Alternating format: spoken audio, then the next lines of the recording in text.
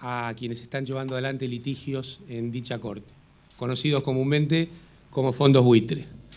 La propuesta de la Argentina la va a después explicar en detalle el ministro de Economía, pero anticiparles desde ya que es en condiciones idénticas a la que se llevó adelante en el año 2010. Es decir, que es una presentación ante la Corte de los Estados Unidos que no implica ninguna negociación y ninguna bajada de los conceptos, principios que llevó la República Argentina en los canjes de los años 2005 y 2010 para reestructurar la deuda que había caído en default. Es decir, que el gobierno de Néstor Kirchner, el gobierno de Cristina Fernández de Kirchner, siguen y van a seguir manteniendo los principios que le permitieron al país salir de la crisis más grande de su historia.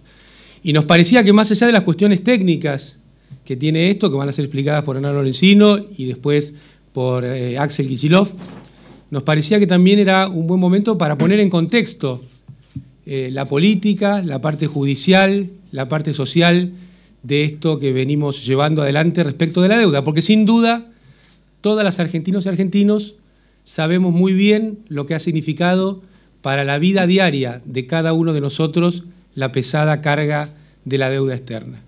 Una pesada carga que hubo estrategias para solucionarla, entre comillas, por los gobiernos anteriores al de Néstor Kirchner. Han sido muchas, yo las anotaba. Se llevó adelante la estatización de las deudas privadas, se obtuvieron préstamos stand-by, se armó un comité de bancos acreedores, se realizó un festival de bonos, existieron préstamos on-lending, planes del FMI con condicionalidades, el plan Brady, el blindaje, el megacanje, los préstamos garantizados.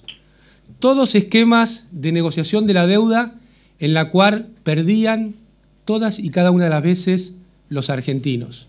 Fueron estrategias para llevar adelante el tema de la deuda que crearon una verdadera bola de nieve que hacía que el país estuviera una y otra vez cada vez más endeudado. Estrategias que sin duda casi terminan con la República Argentina en el año 2001, cuando la carga de un 170% de deuda sobre el PBI se hizo realmente insoportable. ¿Y por qué es importante aclarar esto? Porque existen dos formas de manejar el tema de la deuda. La que se hizo, que yo les describía antes, hasta el año 2003, y la que se inició en el 2003 con la estrategia de desendeudamiento de Néstor Kirchner y Cristina Fernández de Kirchner. Estrategia que ha sido exitosa en el tema de la deuda. La carga de deuda, les decía, era de alrededor del 160% del PBI en el año 2003. Hoy no supera el 13% de deuda sobre PBI con el sector privado que tiene nuestro país. Y esto nos ha permitido sin duda duplicar el PBI en estos años, pero a la vez quería compartir con ustedes, por instrucción de la presidenta, todas las cuestiones financieras que se han resuelto del 2003 a la fecha, que son muchas. Fíjense ustedes, los plazos fijos que habían quedado en el corralito se pagaron con el BODEN 2005, 2007, 2012 y 2013. Quiere decir, 3 de estos instrumentos los pagó completamente el gobierno de Néstor Kirchner y de Cristina Fernández de Kirchner. La especificación de plazos fijos en dólares ajustables por ser se está pagando con el BODEN 2013, falta solamente una cuota que se paga este año. La compensación al sistema financiero por la especificación asimétrica también la pagó este gobierno. El rescate de las cuasimonedas con los BODEN 2011 y 2013, 6.900 millones de dólares que también afrontó este proceso político. La cancelación de la deuda con el Fondo Monetario, 9,5 millones, 9.500 millones de dólares, también la pagó este gobierno. La cancelación de deuda con España, que fue un salvataje al gobierno, intento de salvataje al gobierno de la Rúa, 1.000 millones de dólares, también lo pagó este gobierno. La reestructuración de los PGs y las LETES fueron todas cuestiones financieras que pudo resolver este gobierno en estos años. Y además, al mismo tiempo, ¿para qué es importante en términos de los argentinos desendeudarnos? Porque el objetivo del gobierno no era cumplir con estas obligaciones financieras, sino reconstruir nuestro país. Fíjense ustedes, Pues tenemos hoy el espejo de la Argentina del 2001, tenemos hoy el espejo de Europa que vemos todos los días. ¿Qué hemos hecho a partir de la política de desendeudamiento? Hemos creado 5,5 millones de puestos de trabajo, han mejorado los salarios, el desempleo cayó del 25% al 6,8%. La presidenta puso en marcha un piso mínimo de protección social, salario mínimo, jubilación mínima. La asignación universal por hijo llega a 3,3 millones de personas, de niñas y niños en nuestro país, 1.700.000 familias alcanzadas por la asignación por hijo. El sistema jubilatorio, con 2 aumentos por año y una cobertura que pasó del 50% al 92%. La inversión en obra pública, 1 millón de soluciones habitacionales en nuestro país. Construcción de escuelas, 1.376 escuelas más 429 que hoy hay en construcción. 9 universidades nuevas en los sectores de menores ingresos. 2.200.000 netbooks para las chicas y chicos de nuestras escuelas públicas secundarias. Se hablaba de fuga de cerebros hasta la llegada del kirchnerismo.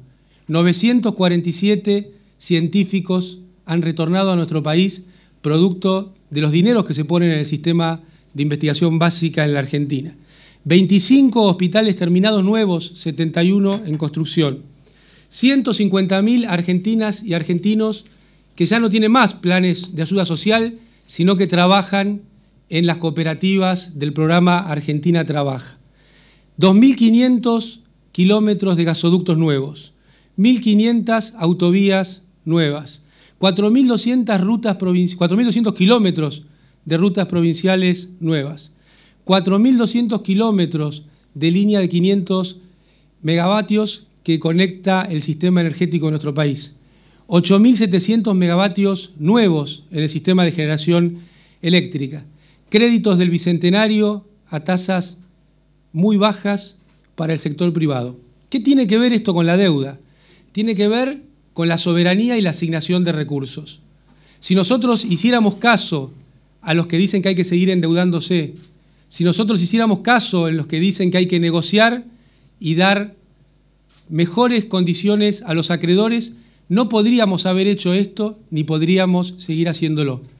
Los recursos el Estado los asigna o a pagar deuda o a cumplir con ese pacto que tiene con el pueblo, como hace la señora presidenta. Por eso no es trivial la negociación y la defensa del mecanismo de deuda, de desendeudamiento y de baja de deuda que venimos llevando adelante.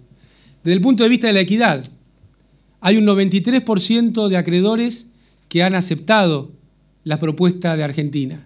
Nadie puede pensar que es equitativo que ese 93% se vea sometido y perjudicado por lo que pretende un 7% que no quería aceptar las condiciones de nuestro país. Esto no sería equitativo de ninguna manera. Escapa a la justicia, escapa a la lógica.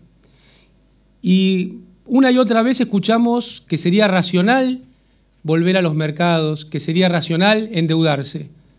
Todos sabemos que de ninguna manera es racional endeudarse para pagar deudas. Esto no es sabio ni en un hogar, ni en una empresa, ni en un país.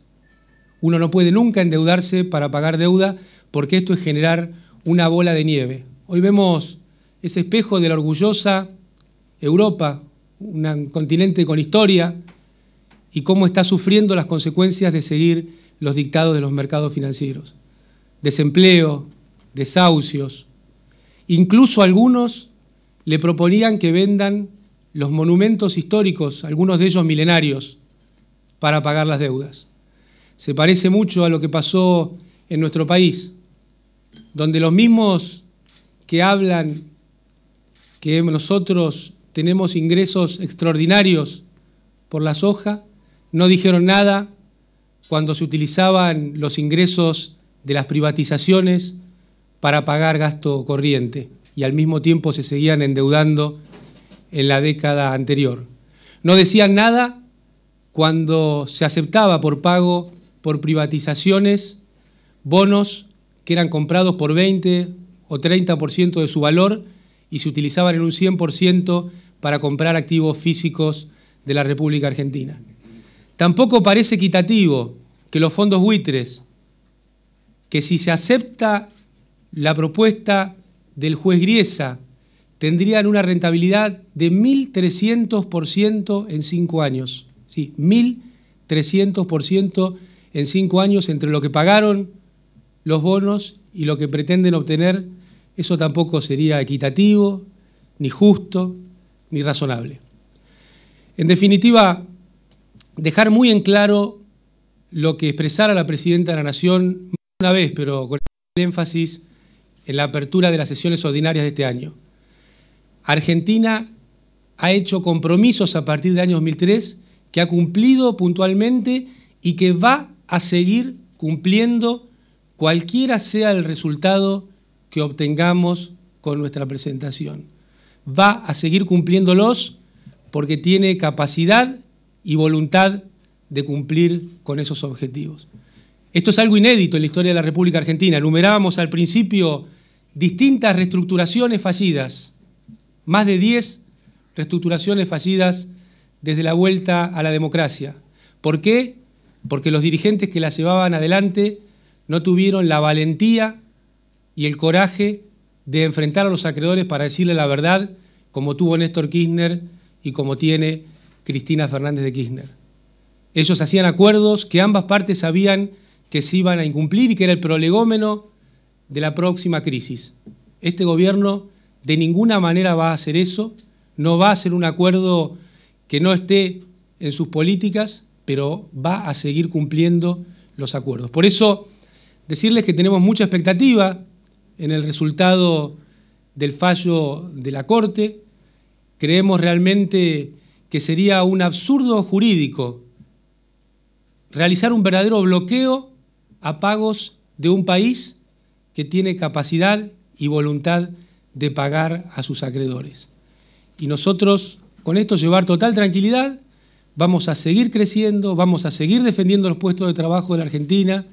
Hay muchos, o pocos, afuera y adentro del país, que pretenden cambiar las políticas que nosotros no vamos a cambiar de ninguna manera, porque sabemos que cambiarlas es volver al año 2001, es volver al desempleo, es volver a la desindustrialización. Y estamos seguros que todas las políticas públicas que llevamos adelante son, como en el caso del desendeudamiento y el desendeudamiento de las provincias que puso en marcha la Presidenta, políticas que son socialmente justas, son inclusivas y al mismo tiempo son sustentables en el tiempo. Así que muchas gracias y dar la palabra al ministro Lorenzino. Bueno, gracias. Buenos días a todos. ¿Me escuchan ahí? Voy a empezar haciendo énfasis en algunos de los conceptos que mencionaba el señor vicepresidente, en particular respecto de qué carácter tiene la presentación que hicimos en horas de la noche de ayer frente a la Corte. La Corte pidió a Argentina, luego de la audiencia, y todos lo recordarán, que tuvimos en New York hace unas semanas, una fórmula y un calendario de pagos respecto de su propuesta de repago planteada en el juicio y en el contexto de esa misma audiencia y en los escritos que Argentina había presentado. El primer punto entonces que queremos hacer es que lo que ha hecho Argentina no es una oferta a los buitres ni a ningún tenedor, sino que contestó un pedido de la Corte sobre una fórmula de pago que además cumpla con los límites que establecen las leyes argentinas. O sea, la presentación de Argentina está dirigida a los jueces, no a los demandantes. El segundo punto es que la presentación, como decía el vicepresidente, la presentación es clara y contundente respecto a qué principios la animan. La Argentina no va a violar los principios generales de equidad, no va a discriminar, ni, sobre todas las cosas, va a defraudar al 93% de los tenedores de bonos que confiaron en la Argentina. Ningún acreedor que contribuyó con quitas en los canjes de los años 2005 y 2010 verá cómo se generan privilegios a favor de quienes en vez de entrar a esos canjes, especularon y obstruyeron la búsqueda de una solución de insolvencia. Recuerden que en el contexto de los canjes 2005 y 2010, estos mismos buitres que hoy están buscando a través de las cortes cobrar sus acreencias, intentaron impedir incluso la realización de esos canjes. Si no se aplican estos principios, se favorecen enormes operaciones especulativas. Como decía Amado, pongamos en número lo que está dentro de la presentación de los buitres y lo que implica el fallo de Griesa en ese sentido. Los buitres compraron, por la propia información suministrada por ellos mismos ante las Cortes, en particular ante Griesa, compraron 222 millones de dólares en valor nominal de bonos de Argentina en el año 2008 por 48 millones de dólares. Repito, compraron deuda de Argentina en default, valor nominal 222 millones por 48 millones de dólares.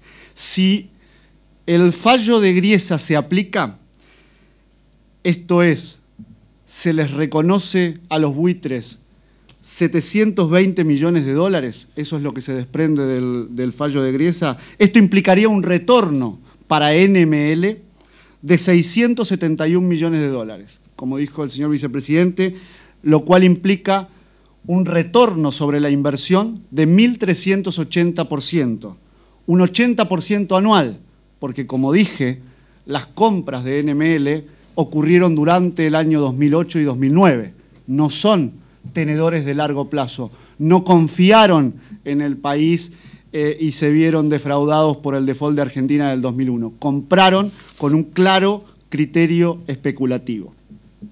Entonces, mientras que para algunos la crisis de deuda del 2001 fue una tragedia, incluyendo a la enorme mayoría de los argentinos, si el fallo de Griesa es el que se impone, ese mismo default se estaría convirtiendo en un tremendo negocio financiero.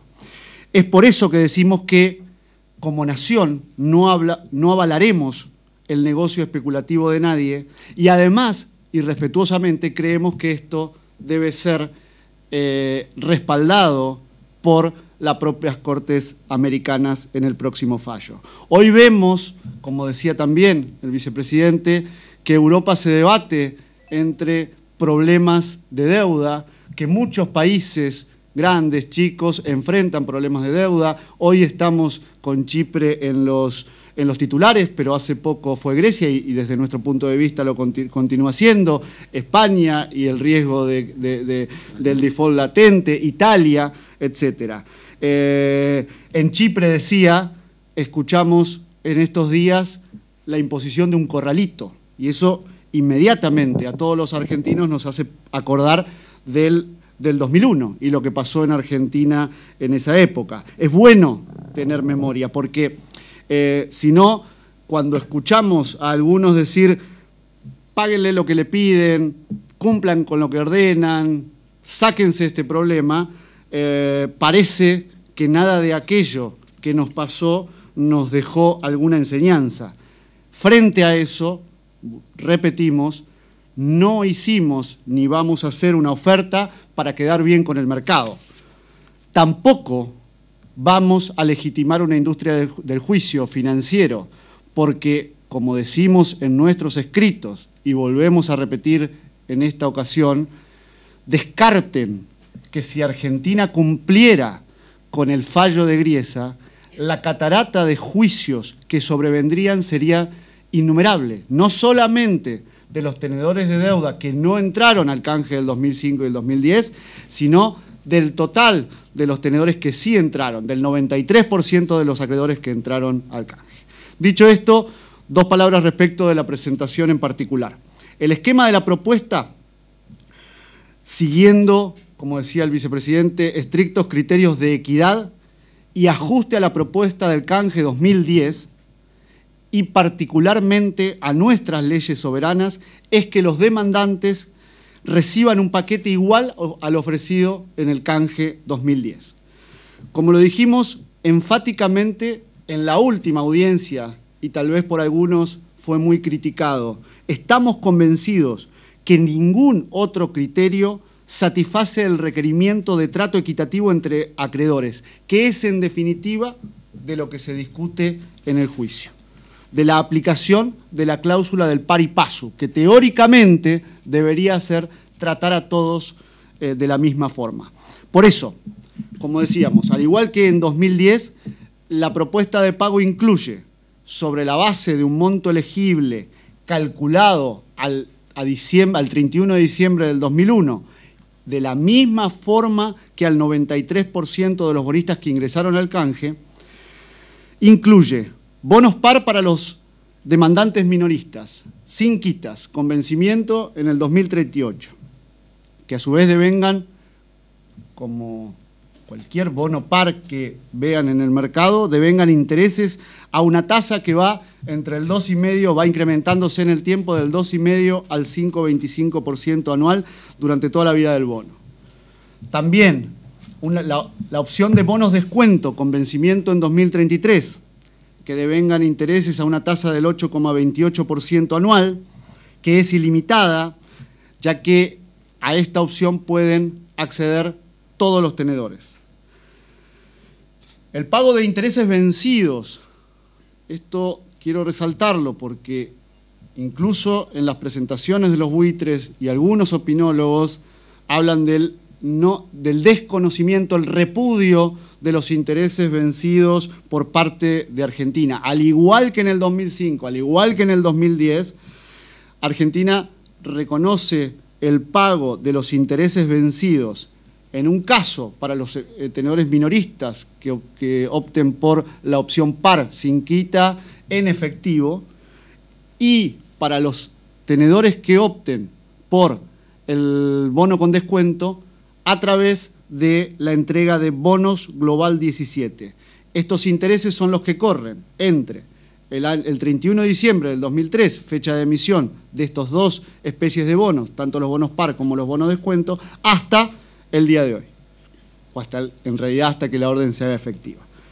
También incluye el paquete las unidades vinculadas al PBI, a todos los tenedores y hacia futuro, de la misma manera que en el canje 2010, 2005 y 2010, pero en particular en el canje del 2010, donde también estaba la cuestión de los cupones de PBI vencidos que habían sido abonados por Argentina. De la misma forma que en el 2010, Argentina entrega la opción de participar en la ganancia que se deriva de una buena performance de la economía argentina hacia adelante, no hacia atrás. Entonces, creemos que esta propuesta, como lo creíamos en el año 2010, tiene en cuenta, en las palabras de la Corte, los saldos vencidos para llevar la deuda al presente, como dije, el reconocimiento de intereses hasta el día de hoy. Proporciona además una compensación justa para el futuro, porque estos bonos, tanto el bono par como el bono de descuento, implican pagos periódicos en concepto de interés y en el caso del bono de descuento en el año 2023, en el caso del bono par en el año 2032, implican pagos de servicios de deuda a futuro. Pero además también le da a los demandantes, como decía, la posibilidad de recibir pagos anuales adicionales si la economía argentina crece. De la misma forma y en las mismas circunstancias que al 93% de los acreedores que entraron a los canjes del 2005 y el 2010.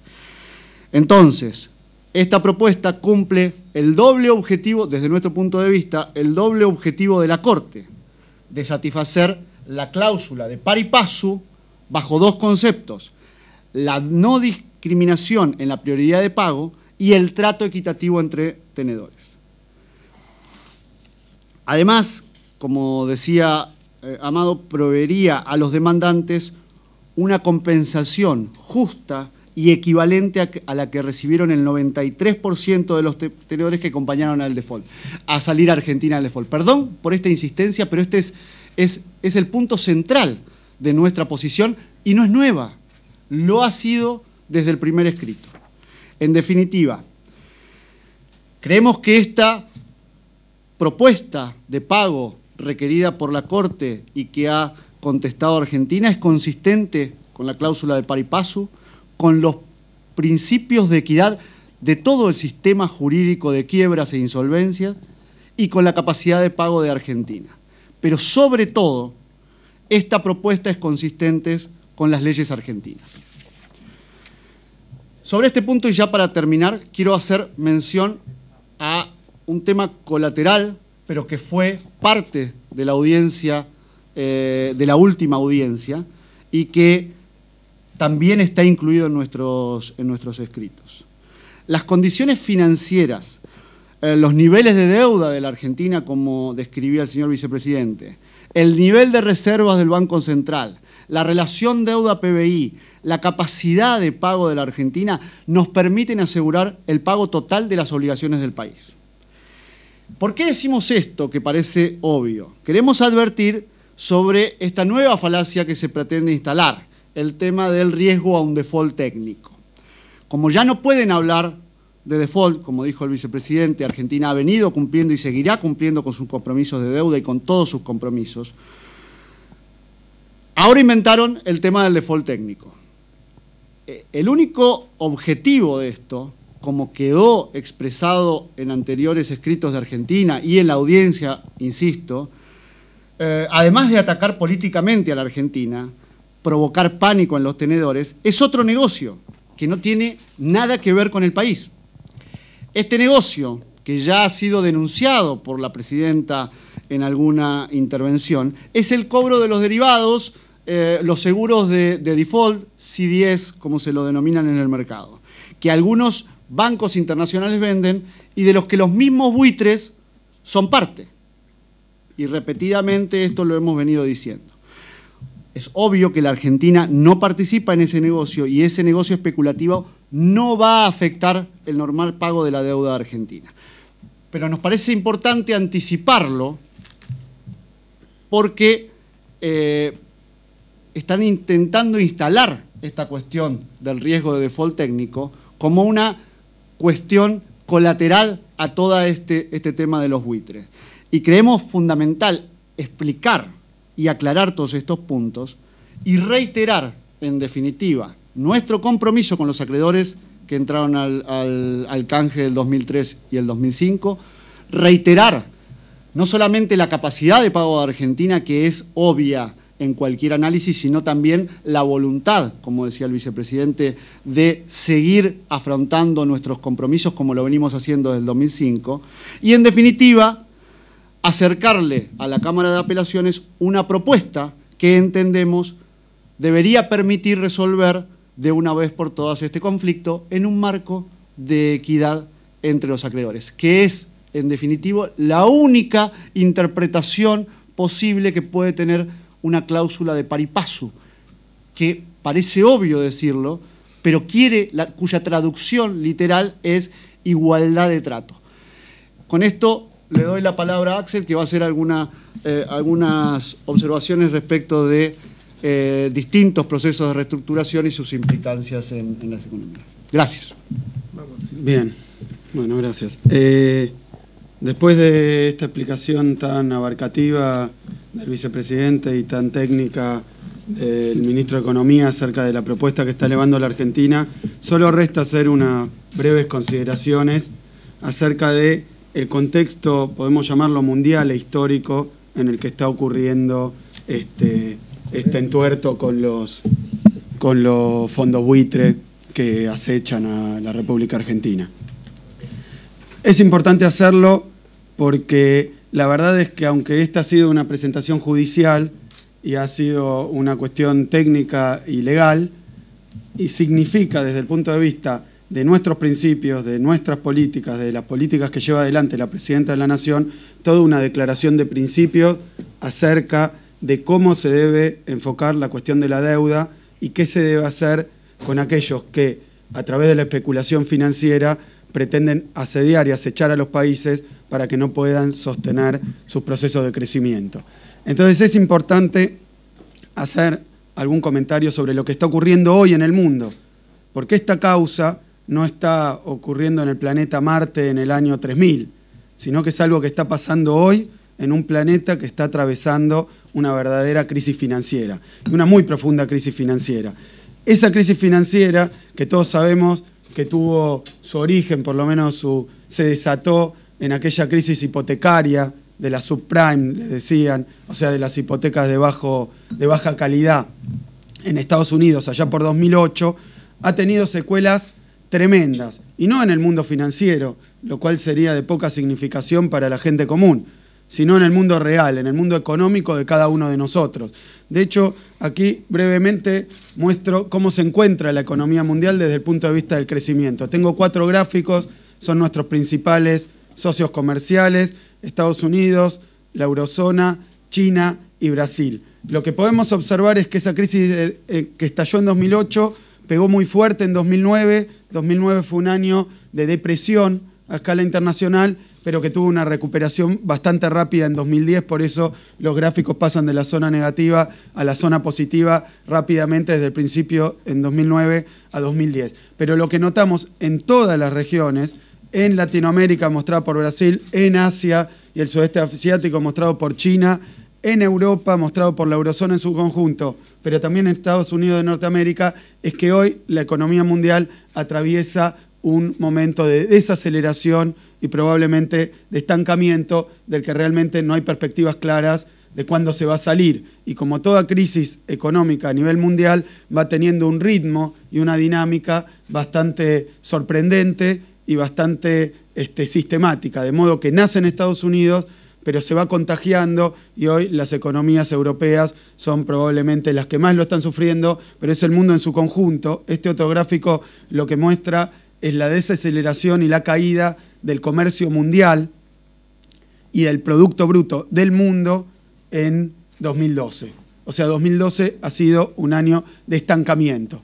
¿Pero qué quiere decir este estancamiento? El estancamiento quiere decir desempleo, quiere decir problemas para que aparezcan nuevas inversiones, para que aparezcan nuevas industrias, para que el producto siga creciendo en todo el mundo, y así se contrae el comercio, y países como el nuestro, que atravesaron este infierno en 2001, ya hace una década, vuelven a sufrir los efectos de la crisis mundial a través de la conexión comercial y de los problemas de los mercados en los que coloca su producción.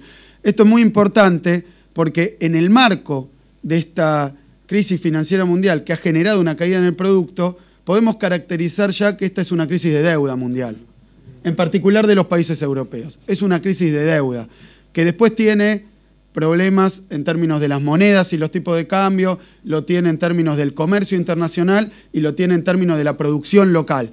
Pero es una crisis de deuda y Europa lo manifiesta con crudeza, porque todos países que han sido, algunos de ellos, ejemplos de buena administración financiera, ejemplo para el Fondo Monetario Internacional de cómo manejar su política económica, hoy tienen deudas que en términos de porcentaje del PBI, estamos hablando de la eurozona en su conjunto, pero de países como España, Portugal, Irlanda, Italia, Grecia, y sigue la lista, tienen una relación entre su producción y su deuda, y esto es muy fácil de entender porque para cualquier pequeño comercio pasa lo mismo. Si toda la producción de un año no alcanza para pagar la deuda, esa es la relación deuda-PBI, o sea, si la deuda PBI es más del 100%, es difícil que esa deuda sea pagable. Y ahí el sector financiero empieza a especular con que no se va a poder pagar y los países van a caer en default. Tenemos el caso de Grecia con 165% de la relación deuda-PBI, o sea, debe prácticamente una vez y media todo lo que produce. Italia 123%, Portugal 111%, y como decía nuestro vicepresidente, recordamos 2001, en ese momento donde la relación entre nuestra producción anual y lo que le debíamos básicamente al extranjero era prácticamente el 160-170%. O sea, eran países financieramente inviables. Y eso es lo que está ocurriendo en buena parte de Europa. Así lo presenta el sector financiero y entonces empiezan las corridas especulativas. Pero es muy importante marcar lo que está ocurriendo con la relación entre la producción y la deuda y también cómo están respondiendo los gobiernos. Esto es muy importante para entender lo que la Presidenta de la Nación nos ha dado como instrucción al equipo económico para afrontar este juicio de los fondos buitres. ¿Cómo se responde a una situación donde la deuda es muy grande con respecto a la producción? O sea que la deuda es difícil de pagar. ¿Cuál es la receta de los organismos multilaterales de crédito, de los organismos financieros internacionales, es, antes que nada, pagar. La podemos resumir de la siguiente manera: ajustar para pagar. Ese imperativo de ajustar para pagar dice lo siguiente: debes mucha plata, no gastes en nada que no sea honrar ese compromiso. Entonces, ¿qué es lo que hacen los países? Y acá vemos gráficos que muestran lo que está ocurriendo con el gasto público. Todos se inician en 2007 y llegan hasta 2011 para mostrar simplemente un tramo. Lo que está pasando en Alemania, en Irlanda, en Grecia, en España, en Portugal y el Reino Unido. Por tomar ejemplo, cómo han hecho violentos ajustes fiscales por mandato de los organismos multilaterales de crédito, de los acreedores, de las consultoras financieras, de las calificadoras de riesgo. Los han mandado a ajustar, como habían mandado a nuestro país ajustar su gasto público en un contexto similar a este en los años 98, 99, 2000 y finalmente con eclosión en el 2001. Y ese ajuste es la receta para salir de los problemas de deuda, de la crisis de deuda. Así se vende, ajustar para pagar la deuda, con una segunda receta: pagar para después crecer.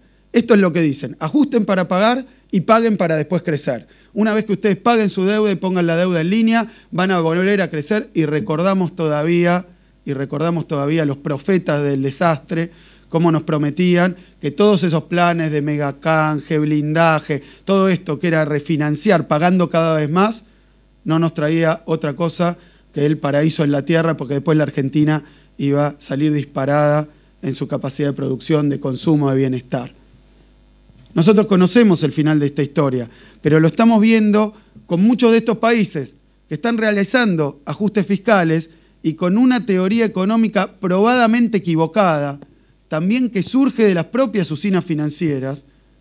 Lo que encontramos es que cuando el Estado se retira de las prestaciones sociales, cuando el Estado se retira de la esfera económica y de su tarea indelegable de en una crisis, hacer política anticíclica, algo que se sabe desde los años 40, 50, no es un secreto, porque así salió el mundo de la Gran Depresión.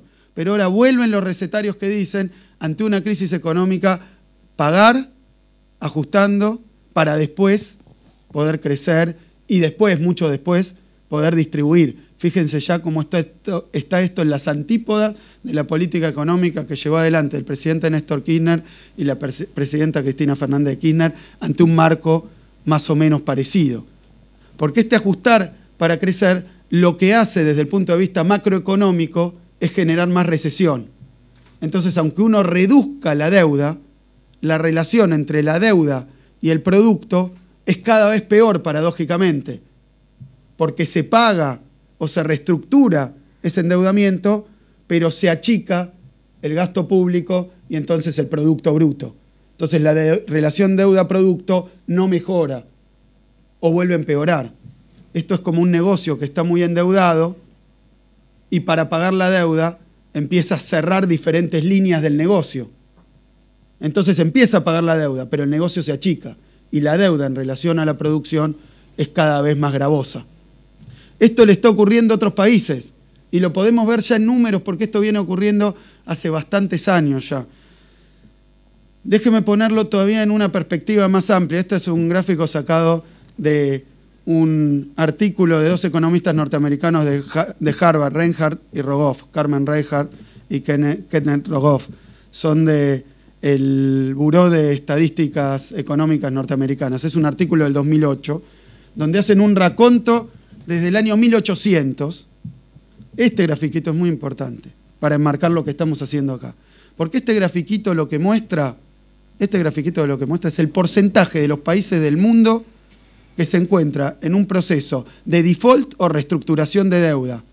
Mírenlo, es muy importante, porque esto no es una novedad en la historia. Desde 1800 encontramos esas montañas, así como esos valles, donde los países, como porcentaje, todos tienen que reestructurar la deuda, llegando a picos del 50%, esos picos más altos que vemos en la época de 1820, 1840, una crisis de deuda antediluviana, también del sistema capitalista, pero de hace muchísimo tiempo. Después 1870, 1890. Después ese pico muy grande, el anteúltimo, es la crisis del 30.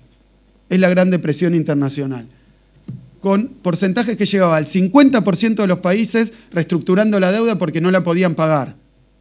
Así que esto tiene mucha importancia porque primero hay que entender que el juicio que le están haciendo a la Argentina, por eso una mirada puesta de todo el mundo en este juicio, y esto no es una exageración, ni es una megalomanía del país, ni nada parecido. Tenemos que es el Tesoro norteamericano, participando del lado de la Argentina en este juicio. El gobierno norteamericano del lado de la Argentina. ¿Y por qué todo esto? Porque estamos en otro de esos picos de problemas de deuda a nivel mundial. Nosotros somos algún porcentaje de esa montaña de países que tienen que reestructurar la deuda o que caen en default. Acá está todo junto. Y esos países tienen que encontrar una salida al problema de su deuda. Y la receta para pagar la deuda de los organismos financieros internacionales es, de nuevo, ajustar las cuentas públicas, gastar cada vez menos, para primero poner por delante el pago de la deuda externa y el servicio al sector financiero internacional. De hecho, en los últimos años, esta es otra listita interesante, se han producido muchas reestructuraciones de deuda. Pakistán, Ucrania, Ecuador, Rusia, Moldavia, Uruguay, Serbia, Dominicana, Granada, Irak, Belice, Ecuador. Bueno, y acá no tenemos Chipre, que está pasando ahora. Por supuesto que tenemos Grecia, Costa de Marfil. Todas las reestructuraciones que han ocurrido en el último tiempo. Fíjense qué interesante, porque lo que estamos diciendo tiene un correlato ya en datos. Esas reestructuraciones de deuda históricas, esas reestructuraciones de deuda que han ocurrido en el último tiempo, han llevado a una caída de la deuda externa de, en promedio, 40% de quita. Y eso ha permitido a los países, en cierta medida, volver a crecer. Porque después de la quita, esos países que venían en caída, en declive, crecieron en promedio un 4%.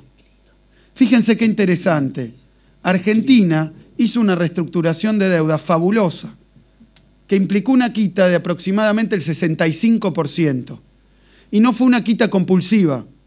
Ese 93% que mencionaba el ministro Lorenzino son tenedores de pagarés de Argentina que los entregaron voluntariamente para recibir los nuevos títulos, con un 65% de recorte. ¿Por qué? ¿Por qué? Porque acá está nuestra respuesta.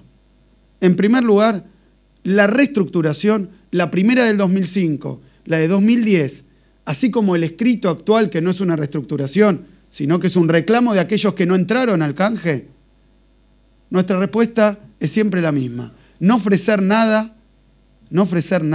ni un dólar más, ni un peso más, de lo que efectivamente la capacidad de pago proyectada de la Argentina puede honrar. Porque reestructurar la deuda, como hizo la propia Argentina en el blindaje, en el megacanje, para después volver a caer en el default, es tropezar con una piedra y ponerse adelante una todavía más grande. Y es la receta no para pagar y satisfacer al sector financiero, sino para no pagar. Entonces Argentina vuelve a aplicar la misma receta. Crecer y después pagar. Necesitábamos ese aire para poder crecer. Y es así como una quita del 65% nos permitió crecer en los años posteriores a un promedio del 8% anual acumulativo. La quita más grande, y fíjense qué significativo, el crecimiento más grande. Acá hay una enseñanza. Y es una enseñanza que para nosotros está grabada a fuego y que no vamos a revertir por un juicio de los más especuladores del sector financiero, los que compraron a 48 para obtener una ganancia hoy del 1.400%, del 80% anual acumulativo, una ganancia sideral que está por encima de toda lógica. ¿A costillas de quién?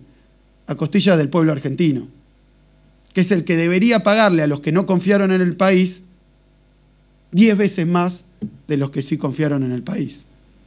Y no fueron pocos, porque fue el 93% que aceptó el canje, y estos que se quedaron afuera para después venir a rapiñar y ver si podían obtener una ganancia sideral. Que compraron los títulos en el peor momento de la cotización en el peor momento del país, pensando no en que íbamos a poder hacer las cosas bien, reestructurar la deuda y entonces poder pagarla. Por eso no entraron una vez en 2005, por eso no entraron al canje la segunda vez y por eso ahora quieren ir por la vía judicial. Una justicia mundial que tampoco puede ir a contrapelo de lo que ocurre con las sociedades, con los países y con la historia.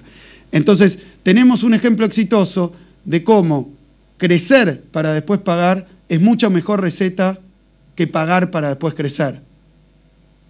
Y lo vemos, y permítanme hacer un breve interludio de dos reestructuraciones muy recientes, como es el caso de Grecia. Fíjense, en el gráfico de la derecha se ve una de las quitas más formidables de esta crisis mundial, que es la quita de Grecia. Están las barritas en porcentaje deuda como porcentaje del PBI, que había llegado a 170% del PBI en el tercer trimestre de 2011. Y ahí vino la quita, el canje. Un canje que la llevó del 170 al 136% del PBI. Fue una quita poco significativa, pero que ustedes saben, porque se leía en la prensa mundial, el revuelo y el alboroto que generó. Pero fíjense la trayectoria posterior de la deuda. Lo que ocurrió después del canje es que en el tercer trimestre de 2012, de nuevo la deuda había crecido al 152 como porcentaje del PBI. ¿Por qué? Porque la economía griega se empezó a achicar y achicar y achicar, con respecto a una deuda que se había achicado, pero aún menos, y que por los intereses y por la propia dinámica financiera del interés compuesto, la tiranía del interés compuesto, seguía creciendo.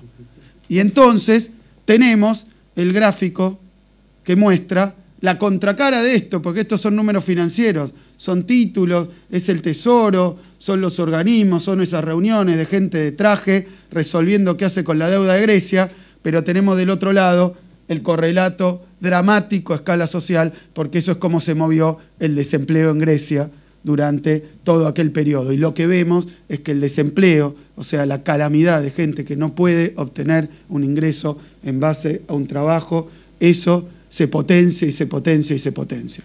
De manera que el canje de Grecia ha tenido estos resultados objetivos.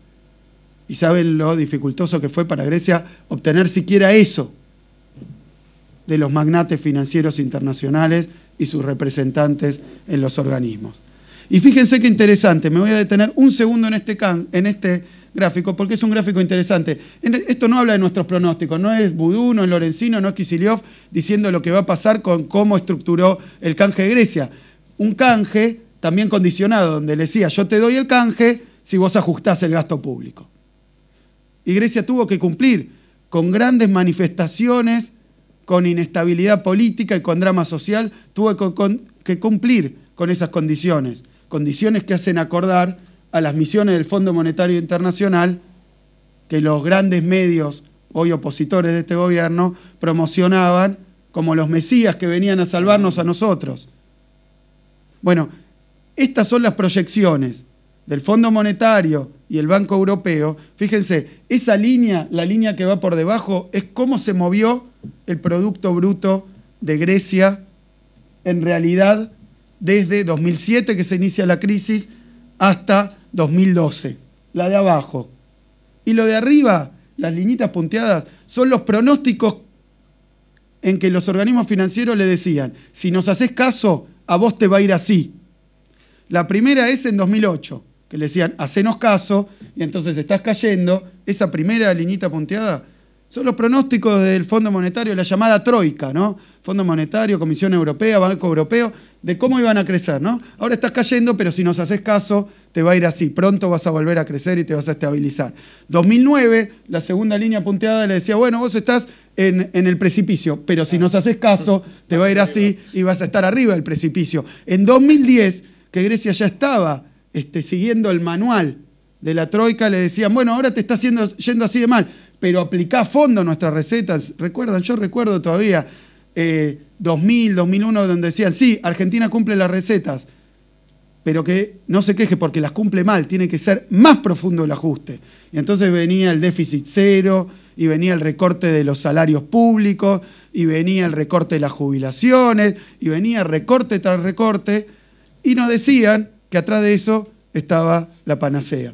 Y de nuevo, esa es, miren cómo es cada vez más empinada, porque ahora tienen que poner proyecciones donde el crecimiento se va a dar en 2 minutos. Y Grecia sigue cumpliendo esas recetas y el crecimiento, la recuperación, sigue sin ocurrir. Veamos el caso de Chipre, que está en los diarios ahora. Esta es la deuda como porcentaje del PBI de Chipre, que alcanzó en 2013 proyectado, con el recorte de la Troika, o sea, con el recorte de los organismos financieros, 140% del PBI de Chipre es la deuda. O sea, 1,5 veces lo que produce en el año es lo que le deben al extranjero. Y estos son los números de la calamidad. Tenemos en barritas el Producto Bruto,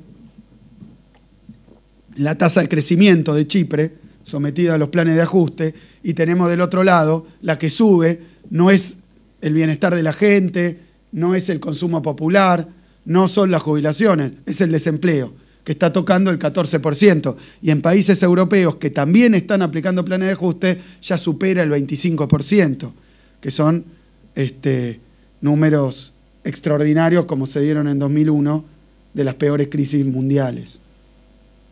Así que son 2 planes distintos para afrontar una crisis financiera, una crisis de deuda.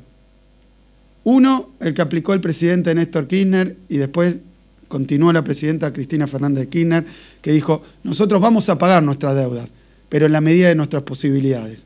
Y así lo hemos hecho, porque no solo hicimos el canje, sino que el canje lo aceptaron la gran mayoría de los que tenían los títulos, y así han cobrado, porque han cobrado todo lo que les prometimos pagar, todo, hasta este año, y a pesar de los agoreros, a pesar de los opinólogos, a pesar de los calificadores de riesgo, a pesar del negocio financiero que significa para unos pocos decir que Argentina no va a pagar, sabiendo que podemos pagar, porque nuestros porcentajes de deuda PBI son extraordinariamente buenos, porque nuestra economía ha reaccionado muy bien ante crisis muy violentas, saben que vamos a pagar, pero largan la especie, largan el rumor de que no podemos pagar, compran los títulos baratos y después pasan por caja y cobran los dólares.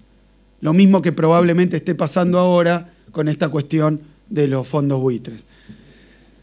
Veamos, y para terminar, hablemos un poquito de la Argentina y la experiencia histórica argentina, porque no hace falta irse a recorrer el mundo, a países distantes, y hasta hace poco conocidos como Chipre, o el caso de Grecia, o moverse al viejo continente, sino que hay que dar la vuelta a la cabeza y mirar la historia argentina para ver otras recetas que existieron en este país para afrontar el problema de la deuda. La línea roja que muestro ahí es la evolución de la deuda argentina, de la deuda externa argentina en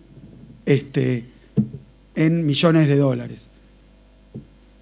La que tengo ahí, del otro lado, y con rayita azul, es el crecimiento del Producto Bruto. Este es un gráfico que intenta demostrar lo que estamos diciendo. Intenta demostrar que fue un eje fundamental para el desarrollo del modelo de crecimiento con inclusión social el desendeudamiento. Entonces vemos como la línea roja, que venía en una escalada desenfrenada, y no hablo del gobierno anterior de la Alianza, no hablo del menemismo, hablo de algo que viene ocurriendo precisamente y no inocentemente desde el golpe de Estado de 1976, donde la deuda externa argentina empezó una dinámica de crecimiento explosivo que nos lleva hasta ese catastrófico 2001, donde no paraba, a pesar de todos los intentos, incluso esos intentos de los 80, del gobierno de Alfonsín, de hacer algo con la deuda, pero básicamente en tendencia, creciendo, sin descanso. Y el Producto Bruto argentino, la línea azul, está medido a precio del 93, la línea azul, vemos un electrocardiograma que nunca termina de despegar. Pero tenemos la sabia, la heroica, la decisión que cambió esa historia en la Argentina, que fue el tratamiento de la deuda externa por los gobiernos kirchneristas, donde lo que se hizo básicamente es hacer una reestructuración que plancha la deuda y no inocentemente, porque hay una causalidad, le da al país independencia económica. Porque si los intereses de la deuda no son el gasto agobiante que tiene que atender el Tesoro Nacional, hay lugar para la política económica y hay lugar para el crecimiento del país. Entonces tenemos esa línea celeste que lo prueba, como a partir de ese momento el crecimiento de la Argentina, obviamente no exento, como fue en el año 2009, como fue en el año 2012, no exento de los vaivenes del barco de la economía mundial, pero sí muy concentrado en su propio proceso de crecimiento, mirando hacia adentro y a la vez con un sesgo exportador y de sustitución como no habíamos tenido hace años y años y años. Y eso tiene sus resultados en términos de la producción, tiene sus resultados en términos de la performance de los indicadores del país, tiene sus claros resultados en términos del bienestar de los argentinos y de la inclusión social. Eso es lo que podemos ver en este gráfico. Y acá, bueno, vamos a pasar un poco, podríamos hablar del blindaje, pero vamos a detenernos un poco en lo que mencionaba tanto el presidente, el vicepresidente como el ministro de Economía. Fíjense, esta es la relación entre la deuda y el PBI, la deuda del sector público nacional no financiero, es esa sigla que está ahí arriba, lo vemos explotar en el fin de la convertibilidad, porque la convertibilidad era ficticia, esa relación deuda-PBI era falsa, porque era un PBI medido en el 1 a 1, a esos dólares excesivamente baratos, y vemos cómo después, a partir de ese momento, y sin pausa, la relación entre deuda-PBI en nuestros gobiernos ha venido cayendo hasta representar hoy un 41% la deuda total, pero ese 13%, que es el más importante, que está ahí arriba, junio de 2012, que mencionaba Amado, que es la deuda con el sector privado, que hoy no alcanza más que el 13% de nuestra deuda externa. O sea que es una relación entre deuda con acreedores privados y Producto Bruto prácticamente exigua. ¿Y qué trae esto? Trae grados de independencia, grados de libertad para la política económica. Y esta no es la gran frase vacía de la independencia económica, es algo muy concreto, la posibilidad de estar ocupado desde el Ministerio de Economía, de hacer política para bien de los argentinos y no exclusivamente a ver qué nuevo crédito, como decía Udú, obtenemos para pagar el crédito anterior en esa espiral de endeudamiento que no termina nunca más. Por supuesto. Esto lo que nos muestra es la relación en 98, la línea de abajo es la deuda interna, la que empieza abajo, la clarita, y la de arriba es la deuda externa del país. O sea, el Estado argentino ha cambiado su relación entre deuda interna y deuda externa, es decir, Argentina se está autofinanciando, creciendo al 8% anual y autofinanciándose mucho más que antes, con una deuda que ha caído con extranjeros y ha crecido con locales, lo cual es muy bueno porque la deuda en moneda extranjera, no emitida por el gobierno argentino, y con extranjeros es la deuda más dura y la que después genera los desastres que están ocurriendo en otros lugares del mundo. Último punto, ¿cuánto hemos ahorrado con el canje del 2005, con el canje del 2010? Hay muchas formas de medirlo. Fíjense, simplemente tomo un gráfico, después vuelvo al anterior, simplemente tomo un gráfico, son números estimativos porque incluyen hipótesis, etc. Esto es acumulativamente desde 2005 a 2012, ¿cuánto hemos ahorrado de pagar como país? Acumulado, lo que hubiéramos tenido que pagar de capital e intereses durante estos 7 años desde que se hizo la primera reestructuración. Totaliza aproximadamente 80.000 millones de pesos. Esos 80.000 millones de pesos se pueden medir contra un montón de cosas. Simplemente yo acá, en términos de simplicidad, explico para que la gente vea dónde esto es tangible. Con 80.000 millones de pesos, durante todo este tiempo, se pagó el total de la asignación universal por hijo. Si hubiéramos tenido que pagar la deuda, probablemente no hubiéramos tenido recursos para este plan formidable, elogiado en todo el mundo, menos en las cuevas de la reacción en la Argentina, ¿no? Pero es un programa realmente elogiadísimo porque ha ido a satisfacer una necesidad y no tengo que ponerme a defender la asignación universal por hijo porque para todo el mundo es claro que darle plata a las a los niños que más la necesitan. Nunca puede estar mal un programa que está perfectamente administrado. Sumo a esto la construcción de escuelas de la que había hablado recién el vicepresidente. O sea, toda la asignación por hijo, toda la construcción de escuelas, que es récord histórico de las últimas décadas de este gobierno, 1.300 y pico de escuelas. La construcción de vivienda y mejoramiento habitacional, para hacer un paquete de políticas concretas que benefician a la gente, equivalente a lo que hubiéramos tenido que pagar si no hubiéramos hecho la reestructuración de deuda. Podríamos dar números y números y números, podemos dar porcentajes también. Aproximadamente el 10% en 2005 del gasto social se explica por lo que no pagamos de deuda en 2005. Aproximadamente el 9% en 2006, el 10% en 2007. O sea, del gasto social, el 10% se ha financiado con el resultado de la reestructuración. Repito, una reestructuración ejemplar porque fue voluntaria. Los que tuvieron ese recorte, el 65%, quisieron tenerlo porque confiaron en el país. A ellos apostamos y por eso seguimos pagando la deuda todo este periodo. Y se va haciendo más chiquita la línea de arriba como porcentaje, simplemente porque nuestro Producto Bruto, nuestro gasto y nuestro gasto social siguen creciendo. La de abajo es el gasto total del gobierno argentino, que parte del gasto total del gobierno argentino es comparable con el ahorro que hicimos por hacer la reestructuración de deuda. Como se lo mire, el desendeudamiento es parte del modelo de crecimiento con inclusión social. Y este paso adicional, a pesar de que los organismos financieros, de que el sistema financiero mundial nos quería poner contra las cuerdas, como ha dicho Lorenzino, es muy clara la voluntad de la Presidenta de la Nación. Si ellos no quieren aplicar la equidad y la justicia a escala mundial, nosotros vamos a contestarle a todos los acreedores de la Argentina con equidad y con justicia. Y eso es ni un peso más de lo que se ha pagado a aquellos que entraron a los canjes anteriores. El gobierno está dispuesto a pagar, pero no va a pagar más que aquellos que lo que se le pagó a los que confiaron en el país y a los que efectivamente cobraron con rendimientos muy buenos comparado con el default en el que estábamos en 2001. Muchísimas gracias.